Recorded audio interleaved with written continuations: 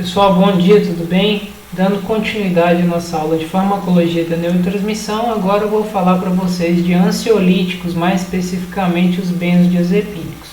Mas antes disso, pessoal, gostaria que vocês dessem um feedback, pessoal, um retorno para a professora Júlia, então, avaliando as minhas aulas e dizendo a ela como vocês preferem. Se vocês preferem uma aula, então, com menos slides e de curta metragem, aula com mais slides e de longa metragem, ou como vocês acham melhor. Eu gostaria desse feedback para que eu possa então preparar melhor as próximas aulas. Tudo bem?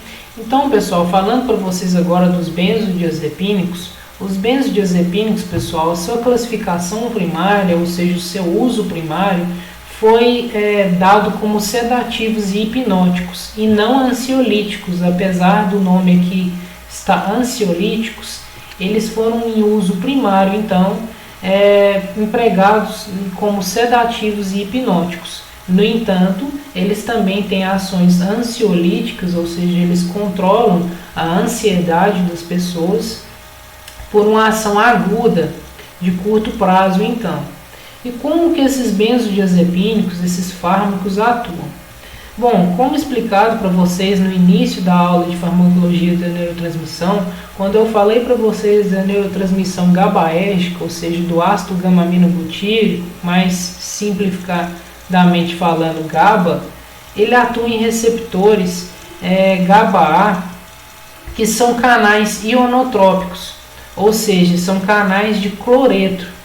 Esse GABA, como vocês podem ver aqui, ao se ligar nos receptores GABA-A, que são canais de cloreto, ele estimula a entrada de íons cloreto, que são cargas negativas no meio intracelular neuronal, e como eu já havia dito para vocês na parte anterior da aula, esse influxo de cloreto, ou seja, essa entrada de cloreto, provoca a redução do impulso nervoso, ou seja, bloqueia a continuidade da propagação do impulso nervoso no neurônio. Bom, aqui, pessoal, como que temos aqui a ação do GABA nos seus receptores GABA-A ou receptores ionotrópicos. Ele se liga à porção externa desses receptores, uma porção extracelular, como está escrito aqui, entre as subunidades desses receptores denominadas alfa-1 e beta-2, como vocês podem ver nessa figura à direita, aqui está sítio de ligação de GABA, entre as subunidades alfa-1 e beta-2 desses receptores GABA-A. Já os benzodiazepínicos, que são os fármacos que eu vou focar aqui com vocês e falar sobre, eles atuam num sítio diferente do GABA. Como vocês podem ver, aqui está escrito sítio de ligação dos benzodiazepínicos.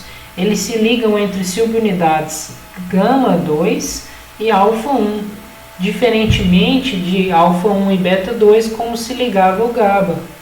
Quando os benzodiazepínicos se ligam entre as subunidades alfa-1 e gama-2, isso é importante, pessoal, peço para que vocês frisem o que eu vou falar agora em suas mentes, os benzodiazepínicos, eles modulam os receptores GABA. Eles são moduladores alostéricos. O que é isso? O benzodiazepínico se liga então entre as subunidades alfa-1 e gama-2 desse receptor GABA e eles vão então regular a ligação do GABA ao seu sítio de ligação, que é entre as subunidades alfa-1 e beta-2.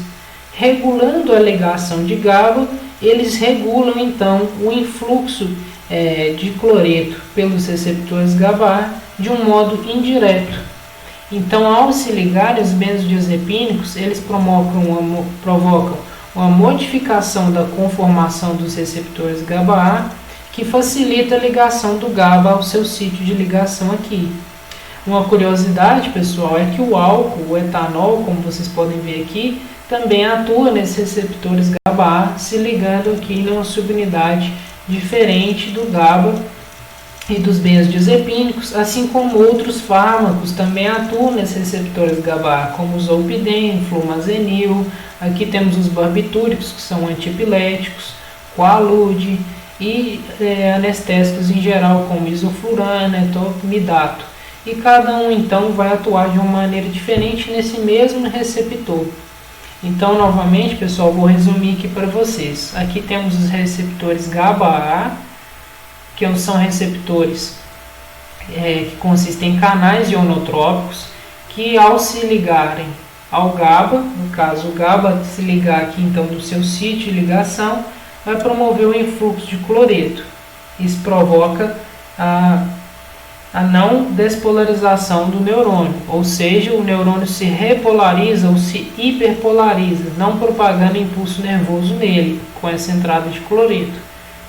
E semelhante ao GABA, os benzodiazepínicos então atuam nesses receptores, mas entre subunidades diferentes. Lembrando que esses receptores podem ser combinados de várias subunidades distintas, até 20 subunidades já foram descritas aproximadamente, e as suas combinações podem formar diferentes isoformas de receptores GABA-A. E os benzodiazepínicos, quando eles se ligam, eles são moduladores alostéricos. Então, eles estimulam a ligação do GABA, eles facilitam então a ligação do GABA nesses receptores.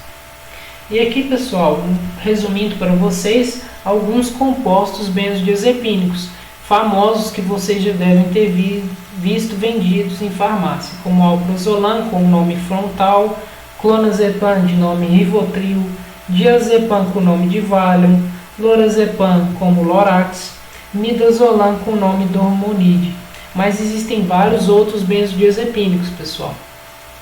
Os efeitos terapêuticos do benzodiazepínicos, como eu falei, em uma linha primária, são usados como sedativos e hipnóticos.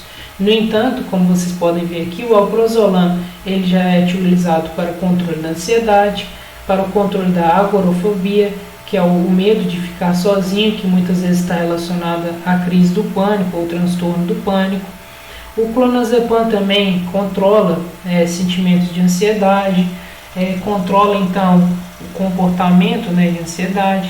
Ele é utilizado para o tratamento de abstinência ao álcool e ele é utilizado como auxiliar em procedimentos anestésicos anteriores, por exemplo, a cirurgias, ou até mesmo como um anestésico em alguns casos, devido ao seu efeito primário, como já havia falado, sedativo. O diazepam, pessoal, ele é usado também para ansiedade, e uma das principais empregações do diazepam é como relaxante muscular. Como vocês vão ver na parte posterior dessa aula, em um outro vídeo, eu vou falar para vocês de placas motoras. O diazepam também pode atuar nessas placas motoras, que são junções entre neurônios e músculos, então promovendo um relaxamento muscular.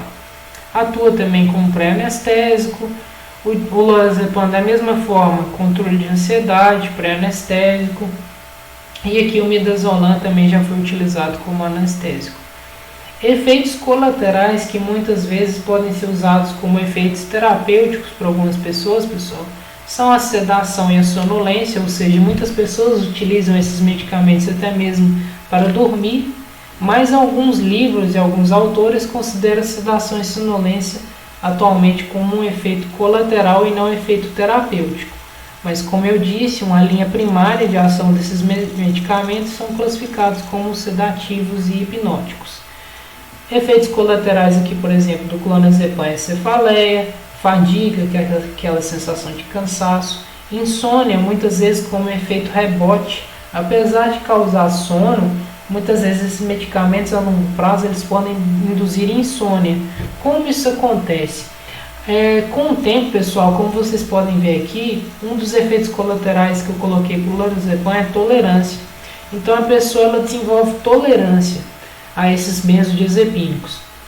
A tolerância, pessoal, ela está relacionada muitas vezes com a diminuição da quantidade de receptores GABA encontrados nos neurônios GABAérgicos, ou seja, diminuição da densidade de receptores GABA, ou um segundo mecanismo, pessoal, é a diminuição da afinidade do GABA pelos seus receptores GABA. Porque, como eu disse anteriormente, os benzodiazepínicos eles são moduladores alostéricos. Ao se ligarem ao receptor GABA, eles provocam modificação da conformação desse receptor e facilitam a ligação do GABA, o qual, ao se ligar, vai permitir o influxo de cloreto. Só que, com o tempo, esses benzodiazepínicos serem usados a longo prazo, eles podem dificultar a ligação do GABA a seus receptores devido a pequenas modificações estruturais. Então eles provocam o que nós chamamos de tolerância. Isso pode provocar efeitos rebotes como a insônia, ao invés de induzir sonolência. Outras causas e efeitos colaterais aqui, então, desses benzodiazepínicos são ataxias.